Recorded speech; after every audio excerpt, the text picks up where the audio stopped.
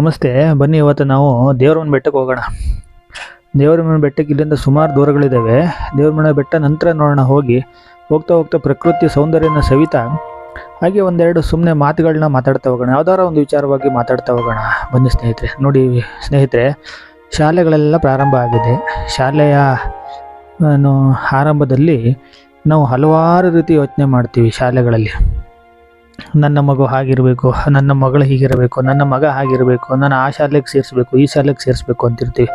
ಆದರೆ ನನ್ನ ಅನಿಸಿಕೆಯ ಪ್ರಕಾರ ದಯಮಾಡಿ ಮಕ್ಕಳನ್ನು ಹಾಸ್ಟೆಲ್ಗಳಲ್ಲಿ ಯಾಕೆ ಬಿಡ್ತೀವಿ? ದಯಮಾಡಿ ಬಿಡಕ್ಕೆ ಹೋಗ್ಬಿಡಿ. ನಮ್ಮ ಮಕ್ಕಳುಗಳನ್ನು ನಮ್ಮ ಜೊತೆಯಲ್ಲೇ ನಾವು ಇಟ್ಕೊಳ್ಳೋದು ಬಹಳ ಅನುಕೂಲ ಅಂತ ಅನಿಸುತ್ತೆ. ನನಗೆ ಅನಿಸಿದ ವಿಚಾರವಾಗಿ ಅದು ನಿಮಗೆ ಸರಿ ಅನಿಸಿದರೆ ಸರಿ ಅನ್ನಿ, ತಪ್ಪು ಅನಿಸಿದರೆ ತಪ್ಪು ಅಂತ ಅನ್ನಿ. ಯಾಕೆ ಅಂತ ಹೇಳ್ತೀನಿ ಅಂದರೆ, ನಮ್ಮ ಮಕ್ಕಳು ನಮ್ಮ ಜೊತೆ ಕನಿಷ್ಠ ಅಂದರೆ ಒಂದು 20 ರಿಂದ 25 ವರ್ಷ ಇರ್ಬೋದು ಅಷ್ಟೇ. ಒಂದು ಹೆಣ್ಣು ಮಗು ಆದರೆ 25 ವರ್ಷ ಇರುತ್ತೆ, ಗಂಡು ಮಗು ಆದರೆ ಜೊತೆಲಿ ಇರ್ತಾನೆ ಅಣ್ಣನ. ಆದರೆ ನಮ್ಮ ಮಾತನ್ನು ಕೇಳ್ತಕ್ಕಂಥ ವಯಸ್ಸು ಅವನದು ಮೀರಿ ಹೋಗಿರುತ್ತಾಗಲೇ. ಅದೇ ಆಗಿರುವಾಗ ನಾವೀಗೇನಾಗುತ್ತೆ ಅಂದರೆ, ನಾವೀಗ ಹಾಸ್ಟೆಲಿಗೆ ಕರ್ಕೊಂಡೋಗಿ ಸೇರಿಸ್ಬಿಡ್ತೀವಿ. ಹಾಸ್ಟೆಲಿಗೆ ಕರ್ಕೊಂಡೋಗಿ ಸೇರಿಸಿದಾಗ ಮಕ್ಕಳಲ್ಲಿ ಓದು ಒಂದೇ ಬಹಳ ಮುಖ್ಯವಾಗಿರುತ್ತೆ ನಮಗೆ. ಆದರೆ ಓದು ಎಷ್ಟು ಮುಖ್ಯನೋ ಅಷ್ಟು ಮುಖ್ಯವಾಗಿ ಮಕ್ಕಳಿಗೆ ನಮ್ಮ ಸಂಸ್ಕೃತಿ, ನಮ್ಮ ಆಚಾರ ವಿಚಾರಗಳು, ನಮ್ಮ ತಿಳುವಳಿಕೆ, ನಡತೆ ಪ್ರತಿಯೊಂದನ್ನು ನಾವು ತಿಳಿಸ್ಕೊಡ್ಬೇಕಾಗುತ್ತೆ. ಆದ್ದರಿಂದ ನಾವೇನು ಮಾಡಬೇಕು, ಮಕ್ಕಳನ್ನು ನಮ್ಮ ಜೊತೆನೇ ಇಟ್ಕೊಳ್ತಕ್ಕಂಥದ್ದು ಭಾಳ ಒಳ್ಳೆಯದು. ನೀವು ನಿಮ್ಮ ಮನೆಯಲ್ಲಿ ನಡೀತಕ್ಕಂಥ ಯಾವುದೋ ಒಂದು ಫಂಕ್ಷನ್ ಇರ್ಬೋದು, ಯಾವುದೇ ಒಂದು ಕಾರ್ಯಕ್ರಮಗಳಿರ್ಬೋದು, ಮತ್ತೊಂದು ಏನೇ ಇದ್ದರೂ ಕೂಡ ನಮ್ಮ ಜೊತೆ ಆ ಮಕ್ಕಳಿದ್ದಾಗ ನಮಗದು ಮಕ್ಕಳು ನಮ್ಮನ್ನು ನೋಡಿ ಕಲಿತವೆ. ಮಕ್ಕಳು ನಾವು ಕಲಿಸೋದಕ್ಕಿಂತ ನೋಡ್ತೇವಲ್ಲ, ಆ ನೋಡಿ ಕಲಿತಕ್ಕಂಥದ್ದು ಬಹಳ ಮುಖ್ಯವಾಗಿರುತ್ತೆ ಮಕ್ಕಳಿಂದ. ಅದಕ್ಕೋಸ್ಕರ ನಾನೇನು ಹೇಳ್ತೀನಿ ಅಂದರೆ, ನೋಡಿ, ಪ್ರಕೃತಿಯ ಎಷ್ಟು ನಿಷ್ಕಲ್ಮಶವಾಗಿದೆ ಅದೇ ರೀತಿಯ ಮಕ್ಕಳ ಮನಸ್ಸು ಕೂಡ ನಿಷ್ಕಲ್ಮಶವಾಗಿರುತ್ತೆ ಅಂತ ನನ್ನ ಅನಿಸಿಕೆ. ಹಾಗಿರುವಾಗ ನಾವೇನು ಮಾಡಬೇಕು ಅಂದರೆ, ಆ ಮಕ್ಕಳನ್ನ ನಮ್ಮ ಜೊತೆಯಲ್ಲಿ ಇಟ್ಕೊಂಡು ಬೆಳೆಸ್ತಕ್ಕಂಥದ್ದು ಬಹಳ ಮುಖ್ಯ. ಆ ವಿದ್ಯಾಭ್ಯಾಸನ ನಾವು ಕೊಡಿಸೋಣ, ವಿದ್ಯಾಭ್ಯಾಸ ಕೊಡಿಸ್ಬಾರ್ದು ಅಂತಿಲ್ಲ, ಆದರೆ ಹಾಸ್ಟೆಲಿಗೆ ಕಳಿಸಿ ವಿದ್ಯಾಭ್ಯಾಸ ಕೊಡಿಸ್ಬೇಕು ಅನ್ನೋದು ನಮ್ಮ ಒಂದು ಯಾವ ರೀತಿ ಸರಿ ಅಂತ ಅದು ನಿಮಗೆ ಯೋಚನೆ ಮಾಡಿ, ಆವಾಗ ಗೊತ್ತಾಗುತ್ತೆ, ಹೌದಲ್ವಾ?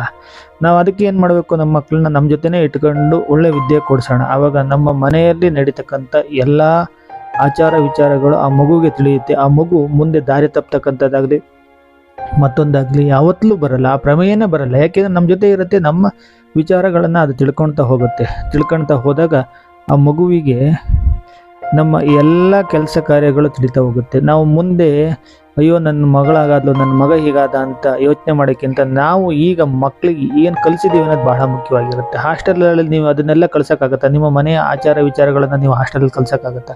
ಸಾಧ್ಯನೇ ಇಲ್ಲ. ಅದಕ್ಕೇನು ಮಾಡಬೇಕಾಗತ್ತೆ ಅಂದರೆ, ನಾವು ಮನೆಯಲ್ಲಿ ಇದ್ದಾಗ ಎಲ್ಲ ವಿಚಾರಗಳು, ಪ್ರತಿದಿನದ ವಿಚಾರಗಳು ಆ ಮಗುವಿನಲ್ಲಿ ತಿಳಿಯಲ್ಪಡುತ್ತಾ ಹೋಗುತ್ತೆ. ಏನು ನಡೀತಾ ಇದೆ, ಏನು ನಡಿಬಾರ್ದು, ಏನು ನಡಿಬೇಕು, ನಾವು ಏನು ಮಾಡ್ತೀವಿ, ನಾವೇನು ಮಾಡಲ್ಲ, ಅದನ್ನೆಲ್ಲನೂ ಕೂಡ ಅಬ್ಸರ್ವ್ ಮಾಡ್ತಾ ಇರುತ್ತೆ ಆ ಮಗು. ನೀವು ಹಾಸ್ಟೆಲಿಗೆ ಕರ್ಕೊಂಡು ಹೋದಾಗ ಅದನ್ನ ಯಾವುದನ್ನು ಆ ಮಗು ಅಬ್ಸರ್ವ್ ಮಾಡೋದು. ಯಾವುದೋ ಒಂದು ಹಬ್ಬದ ಹರಿದಿಂದೆಲ್ಲ ನೀವು ಫೋನ್ ಮಾಡ್ತೀರಿ, ಮಗು ಬರುತ್ತೆ, ಆ ಹಬ್ಬನ ಮತ್ತೊಂದು ಕಾರ್ಯಕ್ರಮನ ಮುಗಿಸ್ಕೊಂಡು ಹೋಗ್ತಾ ಇರುತ್ತೆ, ಅಲ್ವಾ ಸ್ನೇಹಿತರೆ? ಇದು ತಪ್ಪು ಅನ್ಸಿದ್ರೆ ತಪ್ಪು ಅಂತ ಹೇಳಿ, ಸರಿ ಅನ್ಸಿದ್ರೆ ಸರಿ ಅಂತ ಹೇಳಿ, ಹಾಗೆ ನೋಡೋಣ, ಅಲ್ವಾ? ನನ್ನ 2 ಮಾತನ್ನು ನೀವು ಏನು ಯೋಚನೆ ಮಾಡ್ತೀರೋ ನನಗೆ ಗೊತ್ತಿಲ್ಲ. ನನಗೆ ಹೇಳಿದ್ದನ್ನು, ನನಗೆ ಅನಿಸಿದ್ದನ್ನು ನಾನು ನಿಮ್ಮ ಹತ್ರ ಹೇಳ್ಕೊಂಡಿದ್ದೀನಿ. ಬನ್ನಿ, ದೇವ್ರ ಮನೆ ಬಂತು, ಇನ್ನು ದೇವ್ರ ಮನೆ ವಿಚಾರವಾಗಿ ಇನ್ನು ಮಾತಾಡೋಣ. ಇಲ್ಲ ತನಕ ದಾರಿಲಿ ಬರಬೇಕಲ್ಲ, ಸುಮ್ಮನೆ ಬರಬೇಕಾಗುತ್ತೆ ಅಂತ ಈ ಮಾತನ್ನು ಮಾತಾಡ್ತಾ ಬಂದೆ. ನಿಮಗಿದು ಸರಿಯಾಗಿದೆ ನಾನು ಹೇಳ್ತಕ್ಕಂಥದ್ದು ಅಂತ ಅನಿಸಿದರೆ ಕಾಮೆಂಟ್ ಮಾಡಿ, ಹಾಗೆಯೇ ಶೇರ್ ಮಾಡಿ, ನಿಮ್ಮ ಸ್ನೇಹಿತರಿಗೂ ತಿಳಿಸಿ ಇದನ್ನು.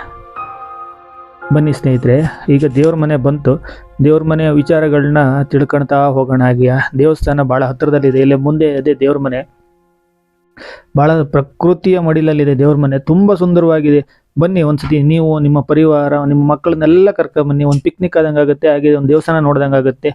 ಬಹಳ ಹಳೆಯ ದೇವಸ್ಥಾನ, ತುಂಬ ಹಳೆಯ ದೇವಸ್ಥಾನಗಳು, 1400 ವರ್ಷಗಳ ಇತಿಹಾಸ ಇದೆ ಅಂತ ತಿಳಿಯಲ್ಪಡುತ್ತದೆ ಇಲ್ಲಿ ಈ ದೇವಸ್ಥಾನಕ್ಕೆ. ಬನ್ನಿ, ನಾವು ಬಂದಿದ್ದೀವಿ. ಇನ್ನು ಮುಂದೆ ಹೋಗ್ತಾ ಹೋಗ್ತಾ ದೇವಸ್ಥಾನಗಳ ವಿಚಾರಗಳ ಬಗ್ಗೆ ಮಾತಾಡೋಣ ಸ್ನೇಹಿತರೆ.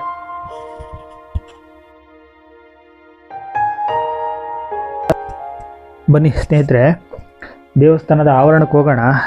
ಬರ್ತಾ ಇದ್ದೀವಿ ನೋಡಿ, ಸೀದಾ ಅಲ್ಲೇ ಹೋಗೋಣ. ತುಂಬ ಪ್ರವಾಸಿಗರಿದ್ದಾರೆ ಇವತ್ತು. ಪ್ರವಾಸ ಪ್ರತಿದಿನವೂ ಇಲ್ಲಿ ಜನಗಳು ಪ್ರವಾಸ ಇದ್ದೇ ಇರ್ತಾರೆ. ಬನ್ನಿ ಹಾಗೆ ಹೋಗೋಣ, ನೋಡೋಣ. ನೋಡಿ ಅಲ್ಲಿ ಪ್ರಕೃತಿಯ ಆನಂದ ಯಾವ ರೀತಿ ಕಾಣ್ತಾ ಇದೆ ಅಂತ. ಬನ್ನಿ ದೇವಸ್ಥಾನದ ಮುಂಭಾಗ ನೋಡಿ ಸ್ನೇಹಿತರೆ, ಇದನ್ನು ನಾನು ಹೇಳ್ದಂಗೆ 1400 ವರ್ಷಗಳ ಇತಿಹಾಸ ಇದೆ ಅಂತ ಹೇಳಿದೆ. ಇದನ್ನು ಕಟ್ಟಿಸ್ತಕ್ಕಂಥರೋ ಚೋಳರ ರಾಜ ಬಲ್ಲಾಳ ದೇವರಾಯ ಕಟ್ಟಿಸಿದಾರೆ ಅಂತ ವದಂತಿ ಇದೆ. ಇಲ್ಲಿಂದ ಸ್ವಲ್ಪ ದೂರದಲ್ಲಿ ಕೂಡ ಬಲ್ಲಾಳರಾಯನ ಕೋಟೆ ಅಂತ ಇದೆ. ಒಂದ್ಸತಿ ಹೋಗೋಣ, ಅಲ್ಲಿಗೂ ಕೂಡ ಹೋಗಿ ನೋಡೋಣ ಅಂತೆ. ಬನ್ನಿ ನೋಡಿ, ಇಲ್ಲಿ ಇದೆ ದೇವರ ಮನೆಯ ಶ್ರೀ ಕಾಲಭೈರವೇಶ್ವರ ದೇವಸ್ಥಾನ. ಇದು ಸಮುದ್ರ ಮಟ್ಟದಿಂದ 3200 ಅಡಿಗಳ ಎತ್ತರದಲ್ಲಿ ಇದೆ ಈ ದೇವಸ್ಥಾನ. ಇವತ್ತು ನಾವು ಬಂದಿದ್ದು ಲೇಟ್ ಆಗಿಬಿಟ್ಟಿದೆ, 3 ಗಂಟೆ ಆಗಿದೆ ಸಂಜೆ. ದೇವಸ್ಥಾನದ ಬಾಗಿಲು ಹಾಕಿದ್ದಾರೆ ಸ್ನೇಹಿತರೆ, ಒಳಗಡೆ ನೋಡಲಿಕ್ಕೆ ನಮಗೆ ಅವಕಾಶ ಇಲ್ಲ, ಹಾಗಾಗ್ಬಿಟ್ಟಿದೆ. ಬೆಳಗ್ಗೆ ಇಂದ ಮಧ್ಯಾಹ್ನ 1:30 ತನಕ ಪೂಜೆ ಇರುತ್ತಂತೆ, ಆವಾಗ ಓಪನ್ ಇರುತ್ತೆ. ಬನ್ನಿ ಈ ಕಡೆ ಹೋಗೋಣ. ನೋಡಿ, ಇದು ತುಂಬ ಗಟ್ಟಿ ಕಲ್ಲಿನಿಂದ ಕಟ್ಟಿರ್ತಕ್ಕಂಥ ದೇವಸ್ಥಾನ. ಅಂದರೆ ಗಟ್ಟಿ ಕಲ್ಲು ಅಂದರೆ ನಾವು ನೋಡ್ದಂಗೆ ಈ ಬೇಲೂರು ಹಳೆಬೀಡು ಎಲ್ಲ ಇದೆಯಲ್ಲ, ಅದು ಮೆದುಕಲ್ಲು. ಅಂದರೆ ಅದನ್ನು ನೀವು ಯಾವ ರೀತಿ ಬೇಕಾದ್ರೂ ಶೈನ್ ಮಾಡ್ಬೋದು. ಅಂದರೆ ಇದು ಒರಟು ಕಲ್ಲು, ಇದು ಒರಟು ಕಲ್ಲು ನೋಡಿ, ಒರಟು ಕಲ್ಲಾಗಿದೆ. ಹಾಗಾಗಿ ಅದನ್ನು ನೋಡಿ, ಇಲ್ಲಿ ಇದೆಲ್ಲ ಒರಟು ಕಲ್ಲು ಕಟ್ಟಿದ್ದಾರೆ. ಇದು ಹಾಗೇನೆ ಏನಪ್ಪ ಅಂದರೆ, ಈ ದೇವ್ರ ಮನೆ ಬೆಟ್ಟದ ಮೇಲೆ ನಿಂತು ನೀವು ಈ ಸೌಂದರ್ಯನ ಸವಿತಾ ಹೋಗಬೇಕು. ಇಲ್ಲಿನ ಶಿಲ್ಪಗಳು ಅಸ್ಪಷ್ಟವಾಗಿದೆ, ಅಂದರೆ ಗಟ್ಟಿ ಕಲ್ಲಿಂದ ಕೆತ್ತಲಾಗಿದೆಯಲ್ಲ ನೋಡಿ, ಅಲ್ಲೊಂದು ಯಾವುದೋ ಶಿಲೆ ಅದು ಅಸ್ಪಷ್ಟವಾಗಿದೆ, ಅಲ್ಲೇ ಕಾಣಿಸ್ತಿದೆ ನೋಡಿ, ಅದು ಶಿಲೆ ಇದು ಅಸ್ಪಷ್ಟವಾಗಿದೆ. ಆ ಮಟ್ಟಕ್ಕೆ ಏನು ತುಂಬ ಚೆನ್ನಾಗಿ ಕಾಣುತ್ತೆ ಅನ್ನೋ ಇದರಲ್ಲಿಲ್ಲ. ನೀವು ಬೇಲೂರು ಹಳೆಬೀಡಲ್ಲಿ ಏನು ಎಕ್ಸ್ಪೆಕ್ಟೇಷನ್ ಇಟ್ಕೊಂಡು ಇಲ್ಲಿಗೆ ಬಂದಿದ್ರೆ ನಿಮಗೆ ಇದು ಸಿಗೋದಿಲ್ಲ. ಈ ಶಿಲೆ ಇದೇ ಬೇರೆ ಒಂಥರ, ಅಲ್ಲೇ ಒಂಥರ ಕೆತ್ತನೆಗಳನ್ನೇ ಬೇರೆ ನೋಡಿ. ಅದು ಸುತ್ತ ಎಲ್ಲ ಅದೇ ಥರ ಇದೆ, ತುಂಬ ಚೆನ್ನಾಗಿದೆ, ನೋಡ್ಲಿಕ್ಕೆ ಭಾಳ ಚೆನ್ನಾಗಿ ಕಾಣುತ್ತೆ. ಹಾಗೇನೆ ನೋಡಿ, ಒಂದು ಗೋಪುರನೂ ಚೆನ್ನಾಗಿದೆ. ಕಲ್ಲಿನ ಜೋಡಣೆ ಹೇಗಿದೆ ನೋಡಿ. ಮೊದಲು ಆಗ ನಾವು ಹೇಳ್ತಿದ್ವಿ ಇವತ್ತು 1400 ವರ್ಷಗಳ ಇತಿಹಾಸ ಇದೆ ಅಂತ ಹೇಳ್ತೀವಿ. ಆ 1400 ವರ್ಷಗಳಿಂದನೂ ಒಂದು ಚೂರು ಶಿಥಿಲವಾಗದೆ ಗಟ್ಟಿಮುಟ್ಟಾಗಿ ನಿಂತಿದೆ. ಯಾವ ಮಟ್ಟಕ್ಕೆ ಗಟ್ಟಿಮುಟ್ಟಾಗಿ ನಿಂತಿದೆ ಅಂದರೆ ನೋಡಿ, ಅಲ್ಲಿಂದ ಎಷ್ಟು ಗಾಳಿ, ಮಳೆ, ಬಿಸಿಲು ಎಲ್ಲ ಹೊಡೆತಕ್ಕೆ ಯಾವುದಕ್ಕೂ ನಾನು ಹೆದರಲ್ಲ, ನಾನು ಗಟ್ಟಿಯಾಗಿ ನಿಲ್ತೀನಿ ಅಂತ ಈ ದೇವಸ್ಥಾನ ನಿಂತಿದೆ. ಹೌದಲ್ವಾ? ನೋಡ್ತಾ ಬನ್ನಿ ಎಷ್ಟು ಚೆನ್ನಾಗಿದೆ ನೋಡಿ.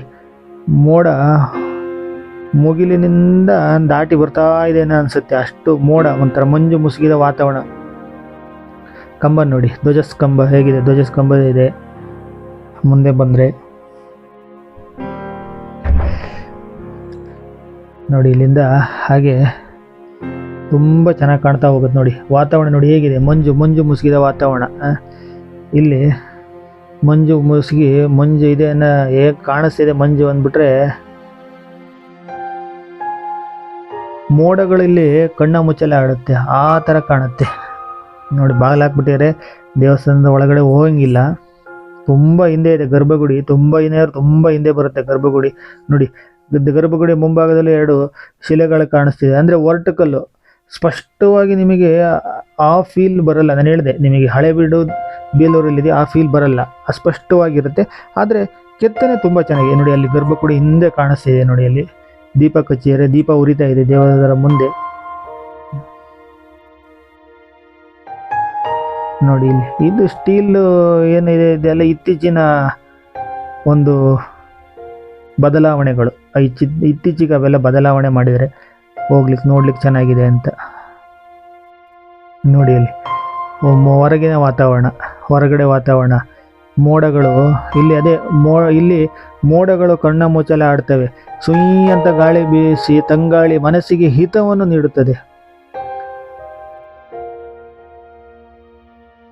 ಬನ್ನಿ ಮುಂದೆ ನೋಡೋಣ, ಹೋಗೋಣ, ಹಾಗೆ ಹೋಗೋಣ.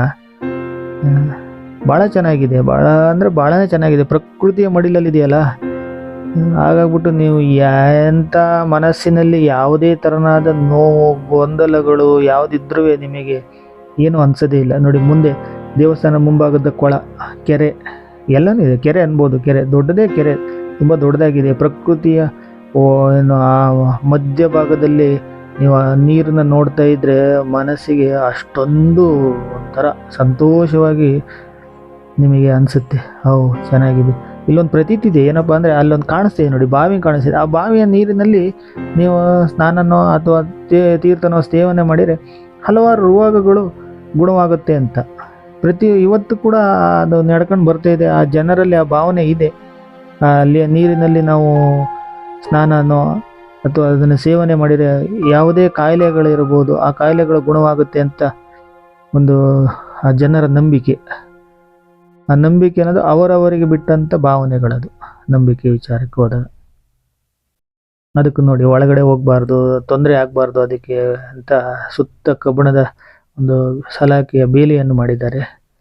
ನೋಡಿ ಇಲ್ಲಿ ನೀರು ಎಷ್ಟು ಶುದ್ಧವಾಗಿದೆ ಅಂದರೆ ನಿಮಗೆ ಯಾವ ಆರ್ವ ವಾಟರ್ ಕೂಡ ಬರಲ್ಲ, ಅಷ್ಟು ಶುದ್ಧವಾಗಿದೆ ನೀರು. ಕಾಣಿಸ್ತಾ ಇದೆಯಲ್ಲ ನೋಡಿ ಹೇಗಿದೆ, ಹಸಿರು ಇದೆ, ಗಿಡಗಳು, ದೊಡ್ಡ ದೊಡ್ಡ ಗಿಡಗಳು, ಮರಗಳು, ದೊಡ್ಡ ದೊಡ್ಡ ಮರಗಳು. ಬನ್ನಿ ಹಾಗೆ ಹೋಗೋಣ, ಮೇಲೆ ಹೋಗೋಣ. ಈಗ ಗುಡ್ಡಕ್ಕೆ ಹೋಗೋಣ. ಮೇಲೆ ಏನು ದೇವರ ಮನೆಯ ಬೆಟ್ಟ ಅಂತ ಇದೆ, ಆ ಬೆಟ್ಟಕ್ಕೆ ಹೋಗೋಣ. ಅಲ್ಲಿಂದ ನಿಂತು ನೋಡೋಣ. ಇದು ಮೂಡಿಗೆರೆಯಿಂದ 25 ಕಿಲೋಮೀಟರ್ ದೂರವಿದೆ. ನೀವು ಮೂಡಿಗೆರೆಯಿಂದ ಆರಾಮಾಗಿ ಬರ್ಬೋದು 25 ಕಿಲೋಮೀಟರ್ ದೂರಕ್ಕೆ. ಮೂಡಿಗೆರೆ ಇರ್ತಕ್ಕಂಥದ್ದು ಚಿಕ್ಕಮಗಳೂರಿನ ಜಿಲ್ಲೆಯ ತಾಲೂಕು, ಅದು ಮೂಡಿಗೆರೆ.